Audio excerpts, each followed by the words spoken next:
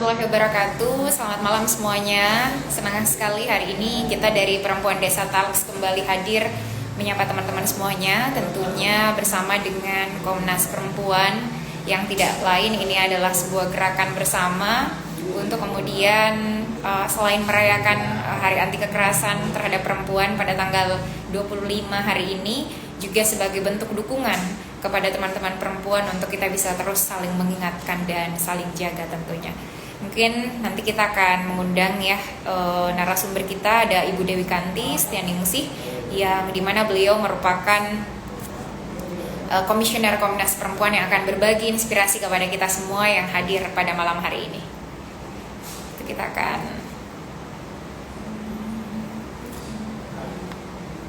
mengundang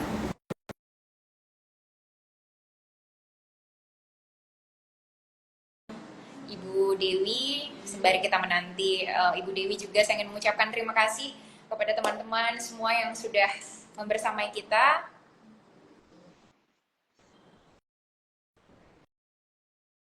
Ini nampaknya belum ya, kita tunggu Ibu Dewi bergabung dengan kita pada hari ini.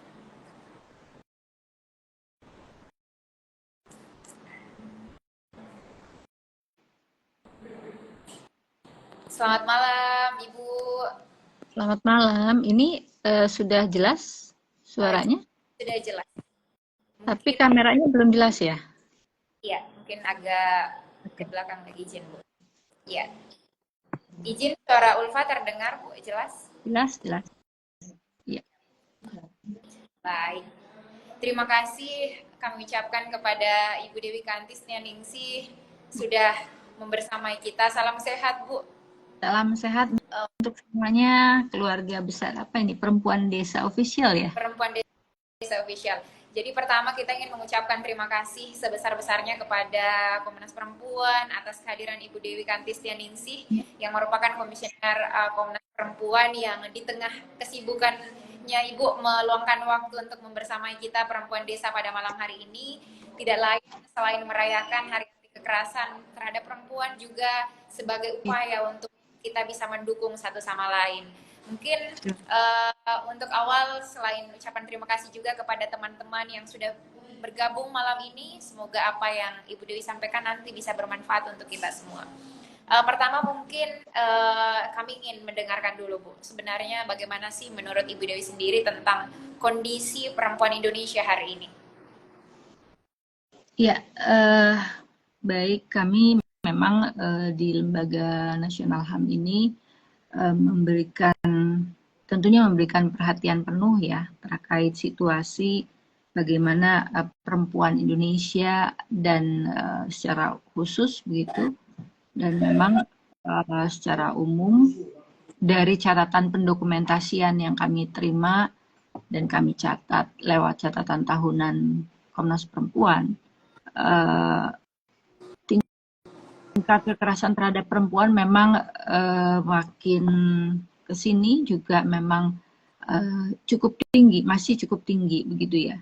Dan satu sisi ini mungkin juga bisa dinilai sebagai sebuah upaya pendokumentasian di mana para korban atau penyintas kekerasan itu juga sudah mulai berani melaporkan peristiwa yang dialaminya.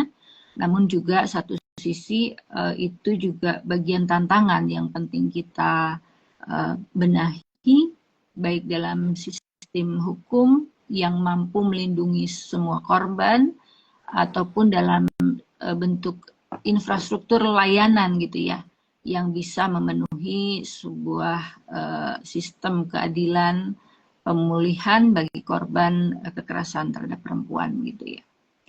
Tentunya dalam catatan Komnas Perempuan kita mendokumentasikan setiap tahun memang tantangan terbesar adalah tidak hanya di wilayah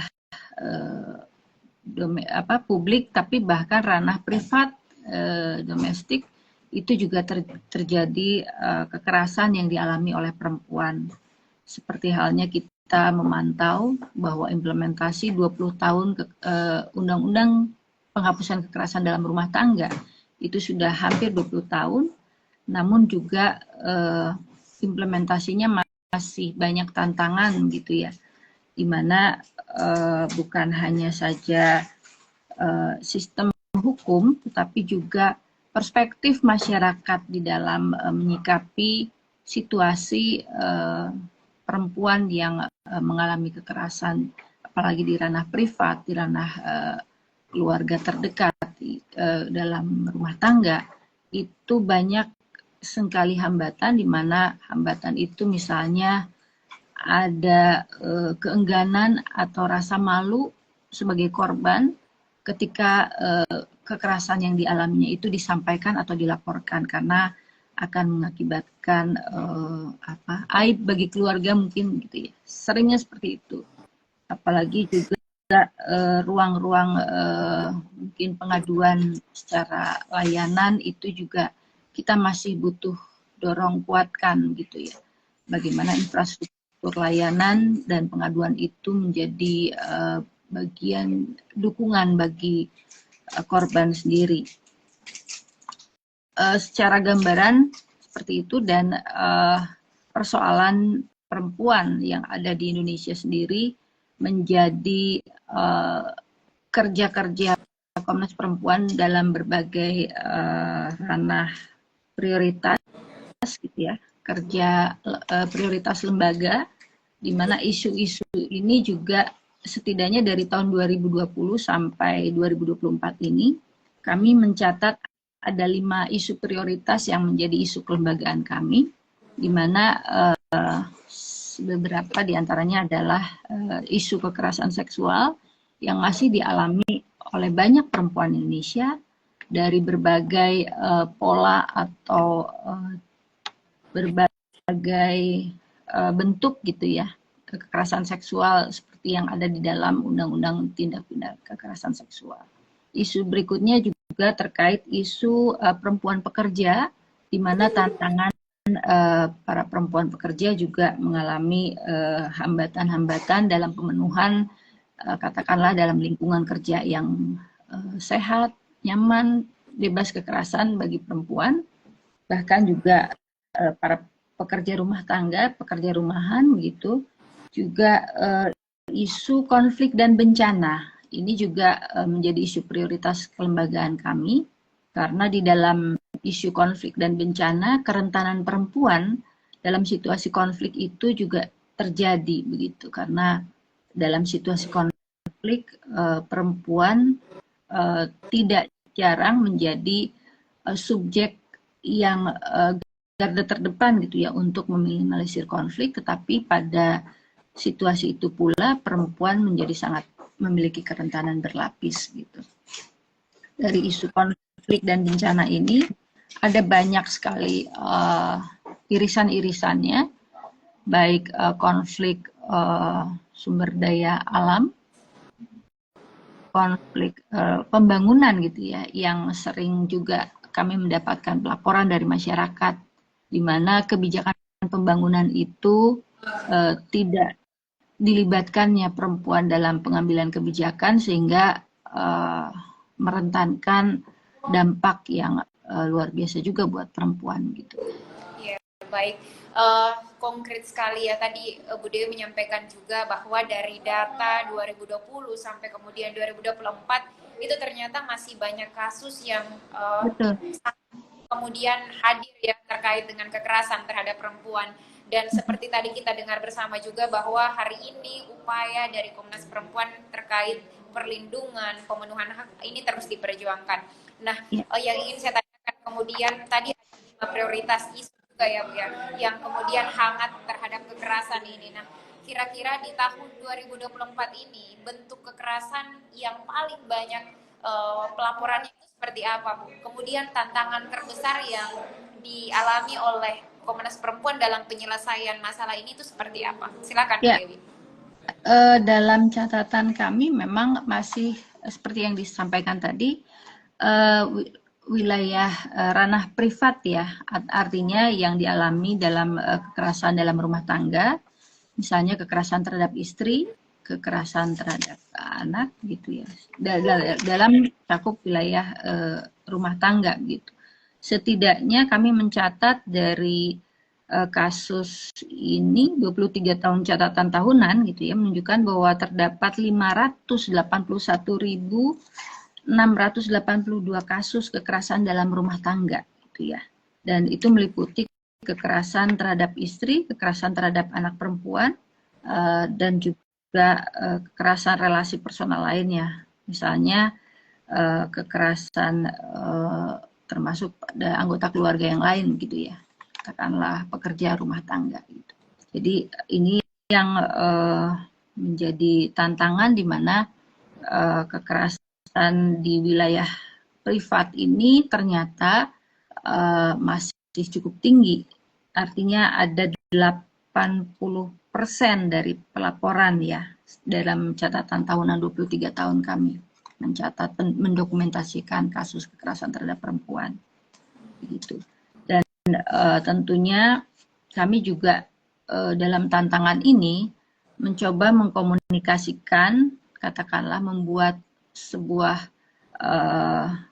evaluasi implementasi dari pelaksanaan penghapusan undang-undang penghapusan kekerasan dalam rumah tangga ini gitu ya. Belum lama ini kami juga tengah melakukan permintaan masukan gitu atau pengalaman-pengalaman dari para aparatur hukum, bagaimana hambatan-hambatan, tantangan-tantangan yang dirasakan, kemudian juga dari para pendamping korban, karena sejauh ini memang tantangannya adalah pada belum samanya persepsi gitu ya, terutama juga aparat hukum masih butuh penguatan terkait perspektif korban gitu ya. Masih ada juga korban yang melaporkan tetapi dikriminalisasi, katakanlah seperti itu. Dan itu tentunya butuh pemahaman perspektif dari semua gitu. Kita masyarakat juga penting memberikan dukungan kepada para korban agar ruang-ruang pemenuhan keadilan dan pemulihan bagi korban itu betul-betul terjadi. Juga di dalam undang-undang penghapusan kekerasan dalam rumah tangga sebetulnya bahkan pelaku juga penting mendapatkan upaya rehabilitasi begitu ya, karena agar tidak terulang itu kekerasan yang dilakukannya. Karena ini di dalam rumah tangga itu juga sering ada siklus yang berulang karena dianggap pertama kalau dibuka itu menjadi aib keluarga. Tetapi seringnya situasi yang dirasakan oleh perempuan adalah selalu mengalah gitu ya. Mengalah dulu, menutupi sehingga akhirnya berulang dan yang dibutuhkan oleh perempuan korban adalah dukungan dari keluarga atau lingkungan yang bisa memberikan satu mekanisme keamanan gitu ya, perlindungan keamanan. Dan sebetulnya itu yang terus kita dorong, bagaimana juga infrastruktur pelayanan terhadap korban itu bisa lebih tertata dan dikuatkan. Oleh karena itu dalam evaluasi 20 tahun Undang-Undang PKDRT ini juga menjadi penting bagaimana memastikan semua terlindungi gitu ya.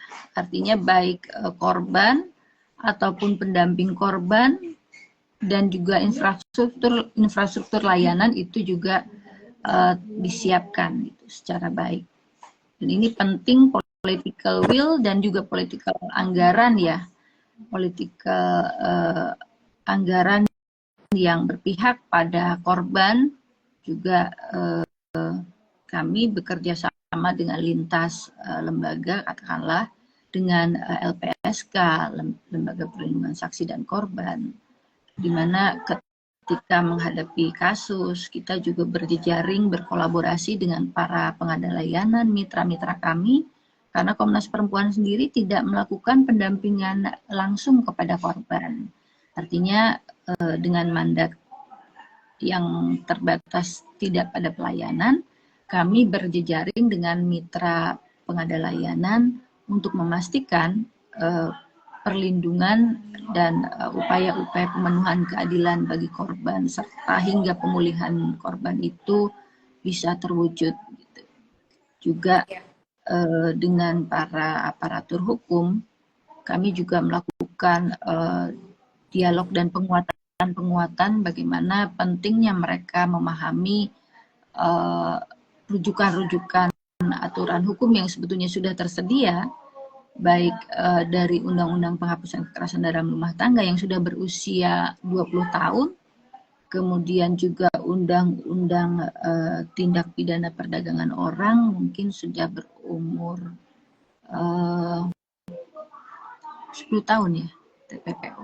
Kemudian juga Undang-Undang TPKS sebetulnya juga bagian dari perjuangan kita bersama dalam mendorong menghapuskan kekerasan terhadap perempuan korban kekerasan seksual ya khususnya.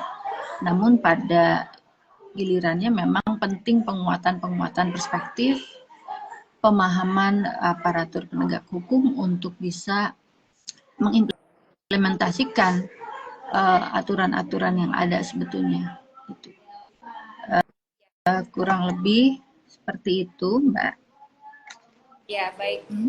Terima kasih Bu Dewi. Jadi memang betul sekali disampaikan bahwa melihat kondisi hari ini ya Bu ya, kita bisa melihat bersama di sosial media tentang segala bentuk kekerasan di media sosial yang kita lihat secara bersama. Dan ini tidak hanya terjadi di keluarga, secara privat seperti yang Ibu Dewi sampaikan tadi, sekarang juga terjadi di kampus, di lingkungan kerja yang sangat benar Dunia sesuai dengan yang pendidikan, betul. karena ini yang kita takutkan dan langkah hari ini adalah sebuah gerakan bersama untuk kemudian meminimalisir adanya kekerasan terhadap perempuan, bahkan kalau perlu ya penghapusan. Dan memang betul tadi disampaikan juga bahwa perlu lintas perhatian dari aparatur negara, kemudian pengambil kebijakan agar hak-hak perempuan ini bisa benar-benar mereka rasakan, karena ketakutan kita tadi kenapa kemudian mereka tidak berani berbicara, karena itu tadi mungkin ada intervensi atau ketakutan dan tidak adanya ruang aman. Nah, yang ingin selanjutnya kita tanyakan, nah upaya apa Bu Dewi yang sekiranya dilakukan Komnas Perempuan atau kemudian dihimbau langsung oleh Komnas Perempuan untuk menghapus segala bentuk kekerasan ini agar lembaga yang mungkin hadir membersamai kita ini bisa ikut bergerak juga mendampingi para korban di daerahnya masing-masing atau mungkin menjadi pendengar yang baik lah terlebih dahulu. Silakan Ibu.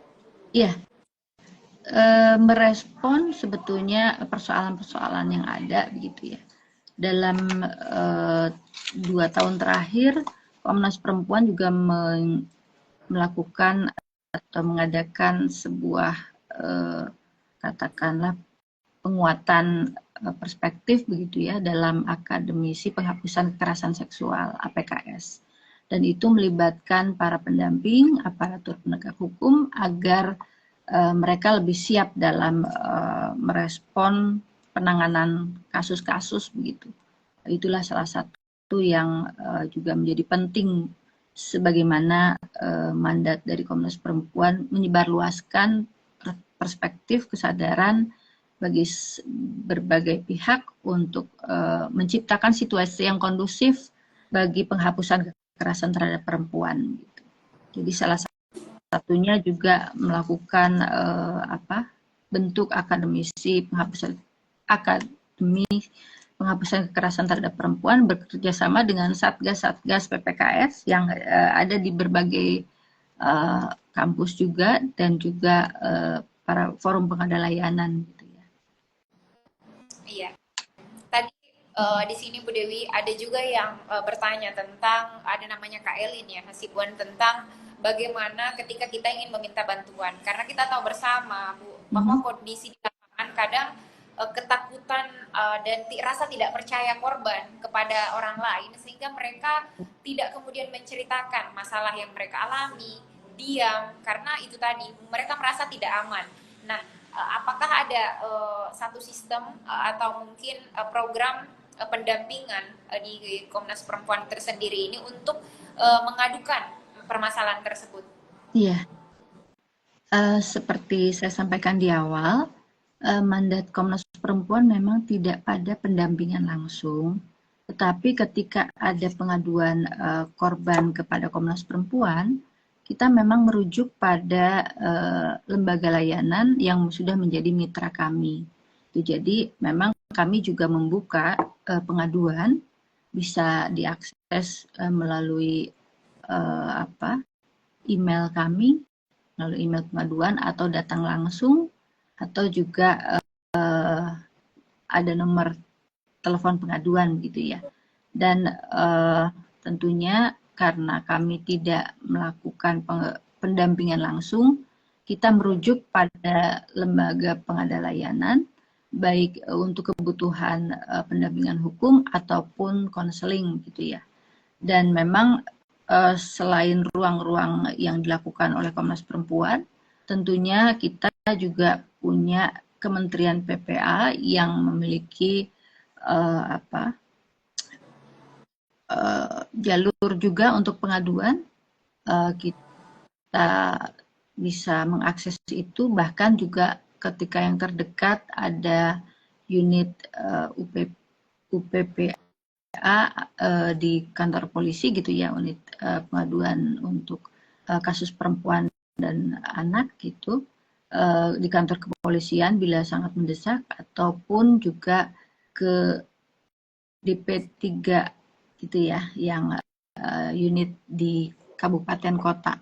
Karena memang selain kanal-kanal pengaduan itu, juga kita ingin membangun sebuah kesadaran pada masyarakat dan memiliki sensitivitas kepada para korban yang tengah mengalami situasi seperti itu.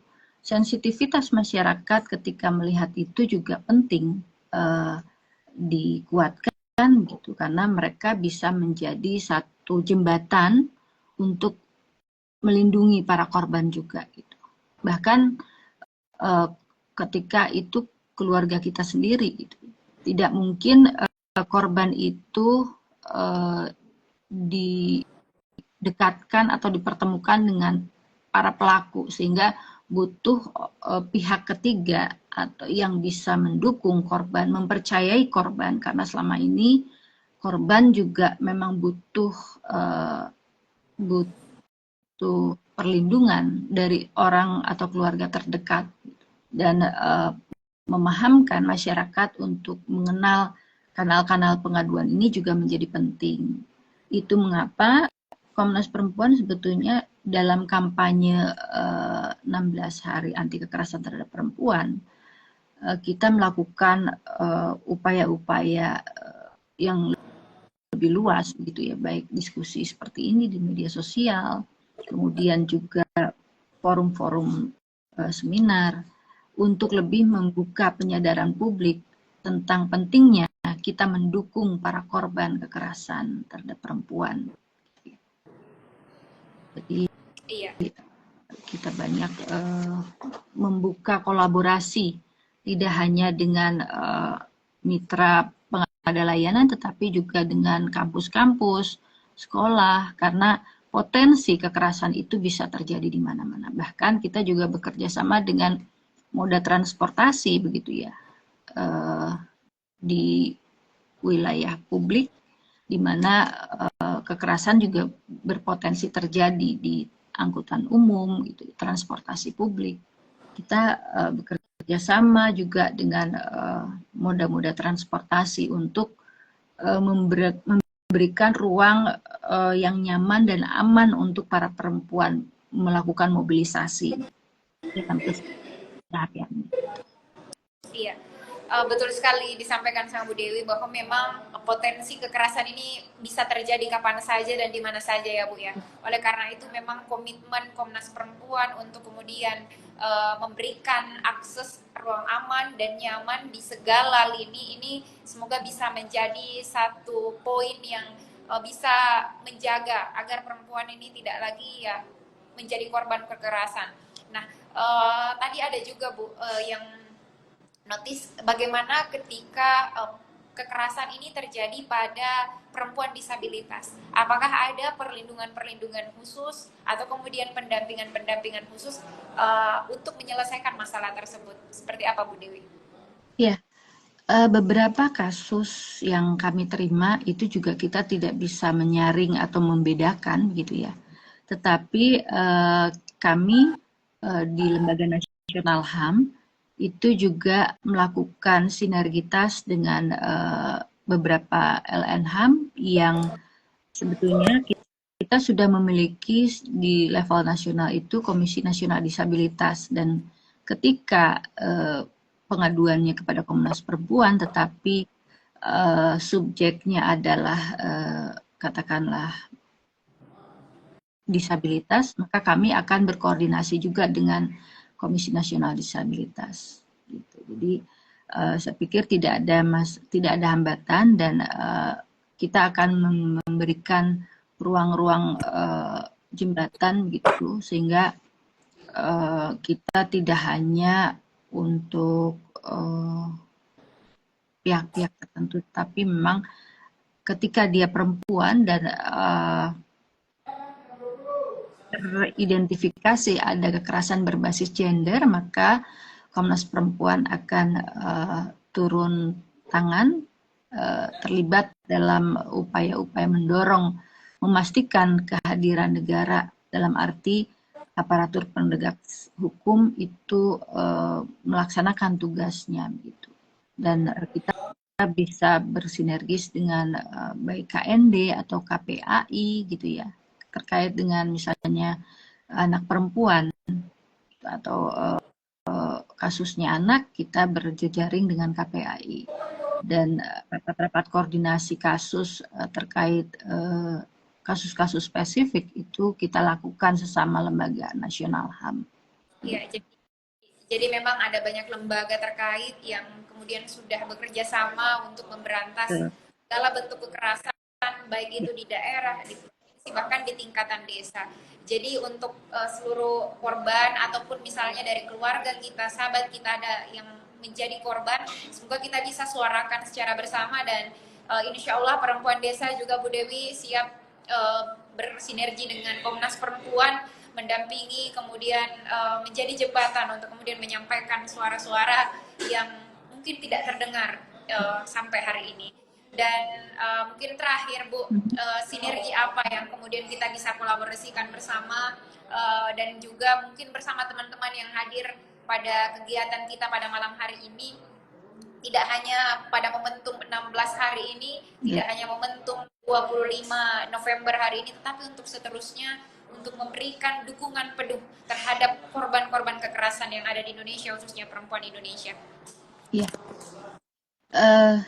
sejauh ini sebetulnya kita penting memahamkan bahwa dalam situasi ketertekanan atau situasi terjerat kekerasan gitu ya, korban itu tidak mudah bahkan untuk menyampaikan apa yang menjadi persoalannya. Dan saya pikir sensitivitas sebagai masyarakat, sebagai keluarga penting untuk memahami, melakukan pendekatan penguatan kepada korban. Setidaknya korban itu membutuhkan teman bicara, teman untuk menguatkan agar ia bisa mengambil keputusan yang tepat untuk dirinya, untuk bisa selamat dan menempuh keadilan, serta mendorong upaya-upaya pemulihan gitu. Dan ruang-ruang masyarakat atau keluarga terdekat untuk mendekatkan kepada pihak-pihak yang bisa memberikan perlindungan itu menjadi penting gitu. Karena selain Komnas Perempuan, tentu juga ada lintas kementerian atau lintas lembaga nasional HAM juga yang bisa diakses untuk memastikan korban itu terlindungi dan mendapatkan akses keadilan, bahkan hingga untuk pemulihan bagi para korban gitu. Ya, jadi memang ini akan terus mendapatkan pendampingan dan juga perhatian, khususnya mendampingi para korban dan juga Komnas Perempuan terus berjuang juga ya Bu ya, menjalin sinergi yang baik dengan aparatur juga untuk kemudian segala masalah yang ada di daerah atau dimanapun itu bisa menjadi perhatian juga, dan yang paling penting penguatan terhadap perempuan. Itu yang Ya, saya tangkap pada hari ini. Dan juga ya, mungkin terakhir Bu, harapan ya. Ibu Dewi selaku Komisioner Komnas Perempuan yang hari ini terus membersamai perempuan-perempuan Indonesia, menguatkan perempuan Indonesia, apa harapannya Bu untuk perempuan Ya. di luar sana, untuk mereka yang mungkin hari ini tidak berani untuk menyuarakan kekerasan yang mereka alami? Silakan Bu. Ya, saya yakin dan percaya bahwa perempuan itu adalah makhluk yang bisa berprinsip kuat gitu ya. Dan ketika ada situasi yang dialami, maka yakinlah bahwa kita tidak bisa menitipkan perjuangan kita kepada orang lain. Kecuali kita juga harus berjuang dan yakin pada kemampuan kita bahwa kita bisa melepaskan permasalahan-permasalahan itu dengan kita berbicara dan mengungkapkan. Karena saya yakin juga bahwa perempuan itu adalah subjek dari penggerak perubahan. Bila tidak ada perempuan, maka sebetulnya banyak ya pengalaman-pengalaman yang kami catat dari berbagai situasi, terutama situasi keterpurukan. Justru perempuanlah menjadi subjek-subjek penggerak perubahan yang positif begitu ya. Karena inisiatif-inisiatif perempuan itu sejatinya bisa mendorong sebuah perubahan yang lebih luas begitu. Jadi yakinlah bahwa perubahan atau merubah situasi negatif menjadi positif itu kembali pada keyakinan diri kita bahwa kita bisa merubah sesuatu yang negatif menjadi positif. Maka yakinlah dan carilah ruang-ruang yang bisa memberikan penguatan kepada diri Anda. Gitu. Jadi Ya, luar biasa. Terima kasih Bu Dewi. Sebuah semangat yang disampaikan malam ini bahwa kita adalah seorang perempuan yang memiliki keistimewaan, memiliki sebuah kekuatan, dan tadi Bu Dewi sampaikan bahwa kita sebagai perempuan adalah penggerak perubahan. Oleh karena itu jangan pernah merasa sendiri, karena kehadiran Ibu Dewi, kehadiran kita semua dan perempuan desa ini semoga bisa menjadi penguatan dan sebagai bentuk dukungan bahwa kita semua hadir membersamai perempuan-perempuan, dan semoga kita bisa terus bergerak bersama untuk kemudian menguatkan satu sama lain dan yang pasti menginspirasi satu sama lain. Terima kasih Bu Dewi, terima kasih dari Komnas Perempuan juga. Semoga suatu saat nanti bisa bertemu langsung dengan Ibu Dewi. terima kasih Kakak. Ya, semangat selalu. Terima kasih kepada perempuan desa. Saya yakin kerja-kerja teman-teman untuk menguatkan suara-suara bergerak bersama ini akan sangat bermanfaat untuk saling menguatkan gitu ya perjuangan kita menghapuskan kekerasan terhadap perempuan. Saya tidak melihat bahwa perempuan desa ini sebuah entitas yang kecil, bahkan sebuah perubahan itu juga bisa dilakukan dari titik desa gitu ya. Karena desa adalah sumber dari sebuah peradaban sebetulnya yang sejatinya ketika para perempuan desa ini menggali kapasitas, menggali potensi yang ada di wilayahnya itu juga akan menjadi sebuah kekuatan besar buat bangsa ini. Jadi saya tidak melihat bahwa perempuan desa ini sebuah entitas yang kecil, bahkan perempuan desa adalah entitas yang justru menjadi penguat, peneguh akar bangsa ini. Dan ketika perempuan desa memiliki daya juang, daya lenting yang mengakar kuat, maka sejatinya dia adalah penguat akar kebangsaan kita.